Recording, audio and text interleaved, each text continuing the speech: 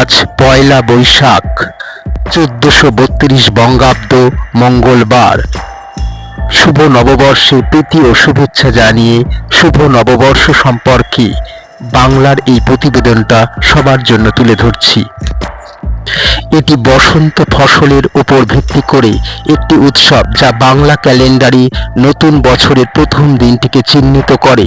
পয়লা বৈশাখ উদযাপন মুঘল সাম্রাজ্যের শাসনকালে শুরু হয়েছিল আকবরের অধীনে কর আদায় সংস্কারের ঘোষণার প্রতিনিধিত্ব করে। পয়লা বৈশাখ উৎসবটি ঐতিহ্যগত হিন্দু নববর্ষের উৎসবের সাথে সম্পর্কিত, যা বৈশাখী ও অন্য নামে পরিচিত। ভারতের পূর্বাঞ্চল ও উত্তর পূর্বাঞ্চলীয় রাজ্যগুলো নববর্ষের উৎসবগুলো হিন্দু বিক্রমী দিনপঞ্জির সাথে সম্পর্কিত। এই দিনপঞ্জির নামকরণ করা হয়েছে ভারতের গ্রামীণ বাঙালি সম্প্রদায়ের প্রভাবের অনেক অঞ্চল ও নেপালের মতো বিক্রমাদিত্য বাংলা দিনপঞ্জির আবির্ভাবের স্বীকৃতি দেওয়া হয়। কিন্তু এই অঞ্চলগুলোর মতো বাংলার বঙ্গাব্দের সূচনা 57 খ্রিস্টাব্দ পূর্বে হয়নি, বরং 590 খ্রিস্টাব্দে পূর্বে শুরু হয়েছিল, যা নির্দেশ করেছে বঙ্গাব্দের সূচনা। প্রমাণ সময়কে কোনো এক সময় পরিবর্তিত করা হয়েছে। মনে করা হয় শশাঙ্কের শাসনকালেই এই পরিবর্তন হয়। বাংলা পঞ্জিকার প্রবর্তক ও মাসের নামকরণ। বাংলা নববর্ষ আমাদের সংস্কৃতিতে কিভাবে এলো তা জানতে হলে আমাদের অবশ্যই বাংলা নববর্ষের ইতিহাস সম্পর্কে জানতে হবে। পয়লা বৈশাখ বা পয়লা বৈশাখ পালন করা হয় কেন? এই বাংলা বছর বা বাংলা পঞ্জিকা কিভাবে এলো? প্রথমে সৌর পঞ্জি অনুসারে বাংলা মাস পালিত হতো অনেক প্রাচীনকাল থেকেই। তখনও আসাম, তামিলনাড়ু, ত্রিপুরা, বঙ্গ, পাঞ্জাব প্রভৃতি সংস্কৃতিতে বছরের প্রথম দিন উদযাপনের রীতি ছিল। তাহলে বাংলা নববর্ষের ইতিহাসে বাংলা 12 মাস কিভাবে এলো, আর এর দিনক্ষণ কিভাবে ঠিক করা হলো? বাংলা সনের প্রবর্তক নিয়ে সম্রাট আকবরকে নিয়ে বেশি আলোচিত হলেও বাংলা পঞ্জির উদ্ভাবক ধরা হয় আসলে 7ম শতকের রাজা শশাঙ্ককে। পরবর্তীতে সম্রাট আকবর সেটিকে পরিবর্তিত করেন খাজনা ও রাজস্ব আদায়ের উদ্দেশ্য। প্রথমে আকবরের পঞ্জিকার নাম ছিল তারিখ-ই-এলাহি, আর ওই পঞ্জিকার মাসগুলো আরবাদিন, কারদিন, বিশুয়া, তীব্র এমন নামে। তবে ঠিক কখন এই নাম পরিবর্তন হয়ে বৈশাখ, জ্যৈষ্ঠ, আষাঢ়, শ্রাবণ হলো তা নিশ্চিত করে কেউ বলতে পারে না। ধারণা করা হয় যে বাংলা 12 মাসের নামকরণ হয়েছে বিভিন্ন নক্ষত্র থেকে, যেমন বিশাখা নক্ষত্র থেকে বৈশাখ, জ্যৈষ্ঠা থেকে জ্যৈষ্ঠ, ষাঁড় থেকে আষাঢ়, শ্রাবণী থেকে শ্রাবণ, এমন করেই বাংলা নক্ষত্রের মাসের নামকরণ করা হয়। সম্রাট আকবর রাজত্ব আদায়ের জন্য কেনই বা নতুন পঞ্জিকা নির্ধারণ করলে? ভারতবর্ষে মোগল সাম্রাজ্য পরিচালিত হতো হিজারি পঞ্জিকা অনুসারে, আর হিজারি পঞ্জিকা চাঁদের ওপর নির্ভরশীল। যেহেতু কৃষকদের কৃষি কাজ চাঁদের হিসাবের সাথে মিলত না, তাই তাদের অসময়ে খাজনা দেওয়ার সমস্যায় পড়তে হতো। সেই কারণে খাজনা আদায় কৃষকদের যেন কোনো অসুবিধা না হয়, সম্রাট আকবর বর্ষপঞ্জিতে সংস্কার আনেন। তখনকার বিখ্যাত জ্যোতির্বিদ ও চিন্তাবিদ ফতেউল্লাহ সিরাজি সম্রাট আকবরের আদেশে সৌর সন ও হিজারি সন এর ওপর ভিত্তি করে বাংলা সনের নিয়ম তৈরি করেন।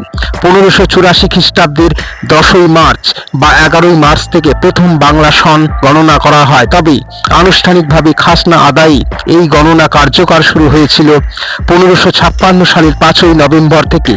পূর্বে ফসল কাটা ও খাজনা আদায়ের জন্য এই বছরের নাম দেওয়া হয়েছিল ফসলি সন। পরে তা বঙ্গাব্দ আর বাংলা সন করা হয়। তখন চৈত্র মাসের শেষ দিনের মধ্যে খাজনা শুল্ক দিতে হতো কৃষকদের।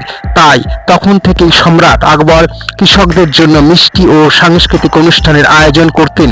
হাল খাতার প্রচলনও সম্রাট আকবরের সময় থেকেই ব্যবসায়ীরা করেছে।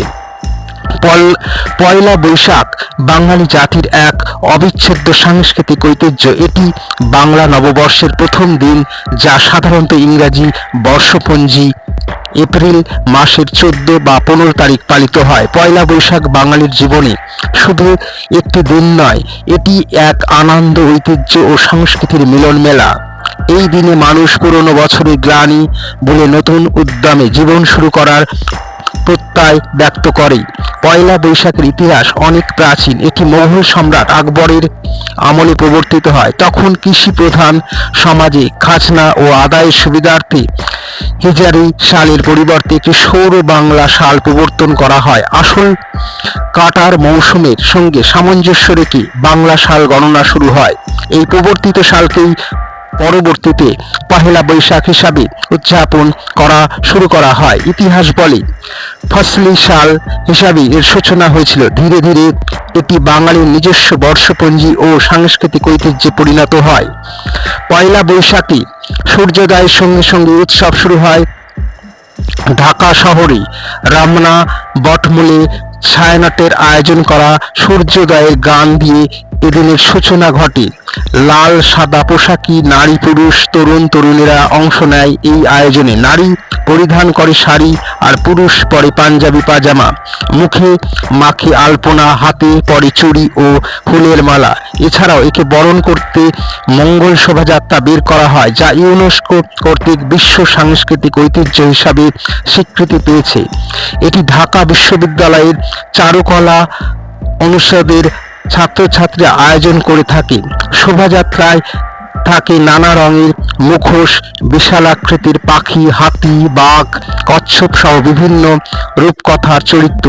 এই মিছিল সংস্কৃতি, ঐতিহ্য, ঐক্য, শান্তি ও অসাম্প্রদায়িক চেতনার প্রতীক। পয়লা বৈশাখের একটি বিশেষ দিক হল ব্যবসায়ীদের হালখাতা।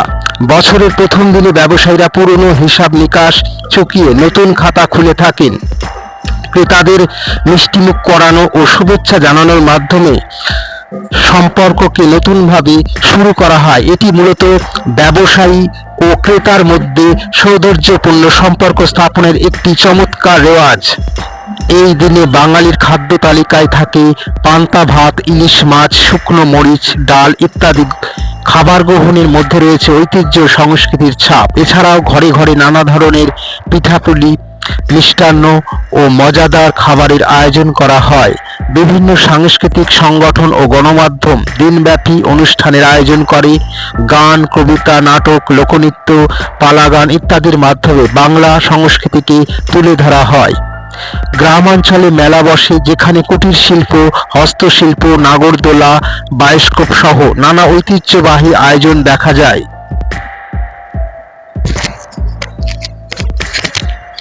সাম্প্রদায়িক সম্প্রীতি, জাতীয়তা। পয়লা বৈশাখ কেবল ধর্মনিরপেক্ষ একটি উৎসব নয়, এটি বাঙালির জাতিসত্তার বহিঃপ্রকাশ। হিন্দু, মুসলিম, বৌদ্ধ, খ্রিস্টান সকল ধর্মের মানুষ একত্রে এই উৎসব পালন করে। এটি ধর্মীয় বিভেদ ভুলে জাতিগত ঐক্যের প্রতীক। জাতীয় জীবনে এটি একতা, সৌহার্দ্য ও মিলনের বন্ধন গড়ে তোলে। আধুনিক যুগে পয়লা বৈশাখ কেবল বাংলার মধ্যে সীমাবদ্ধ নেই, এটি এখন আন্তর্জাতিক পরিমণ্ডলেও এক পরিচিত উৎসব। প্রবাসী বাঙালিরাও নানা দেশে এই দিনটা ঘটা করে পালন করে থাকেন। এটি একটি সংস্কৃতি রপ্তানির দৃষ্টান্ত হয়ে উঠেছে। আধুনিকতা ও প্রযুক্তির ছোঁয়ায় এখন ডিজিটাল মিডিয়া ও সোশ্যাল নেটওয়ার্কে পয়লা বৈশাখের শুভেচ্ছা জানানোর একটি নতুন ধারা সৃষ্টি হয়েছে। বর্তমান সময়ে কিছু জায়গায় নিরাপত্তাজনিত সমস্যা, অতিরিক্ত ভিড় ও অসভ্য আচরণ পয়লা বৈশাখের সৌন্দর্য নষ্ট করে দেয়। তাই প্রয়োজনে সুশৃঙ্খল ব্যবস্থাপনা, জনসচেতনতা এবং নিরাপত্তা বাহিনীর কার্যকারী ভূমিকা। পাশাপাশি এই দিনে বাঙালি ঐতিহ্য ও সংস্কৃতিকে অবিকৃতভাবে তুলে ধরার দায়িত্ব আমাদের সবার। পয়লা বৈশাখ আমাদের জীবনের একটি গুরুত্বপূর্ণ দিন।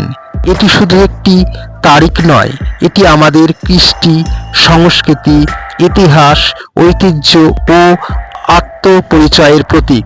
এটি আমাদের স্মরণ করিয়ে দেয় আমরা একটি গৌরবময় জাতির অংশ।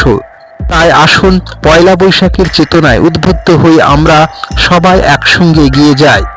নতুন বছরকে ভালোবাসা, আশাবাদ ও সংস্কৃতির আলোয় উচ্ছ্বাসিত করে তুলি।